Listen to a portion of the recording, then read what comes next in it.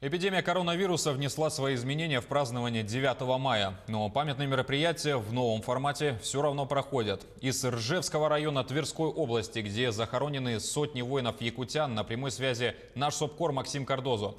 Максим, здравствуй, передаю тебе слово. Приветствую, Василий. Да, действительно, мы находимся в городе Ржев, и традиционно перед 9 мая сюда приезжает большая якутская делегация. Они приезжают для того, чтобы отдать дань памяти воинам-якутянам, которые сражались и погибли здесь в 1942-1943 годах во время ожесточеннейших сражений под Ржевом. Здесь тогда советская армия потеряла около 1 миллиона человек, и среди них были и сотни, конечно же, наших земляков.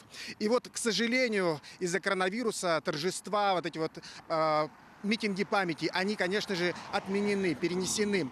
Но местная администрация и энтузиасты все-таки решили не нарушать эту традицию. И маленьким узким кругом мы сегодня все-таки возложили цветы к памятнику воинам-якутянам. Давайте послушаем, что рассказал глава Ржевского района. Здравствуйте, уважаемые друзья, жители Саха-Якутия, наши побратимы, жители Намского улуса. Сегодня мне выпала большая честь, считаю, что в священный для всей России день поздравить вас с 75-летием победы в Великой Отечественной войне 1941-1945 годов.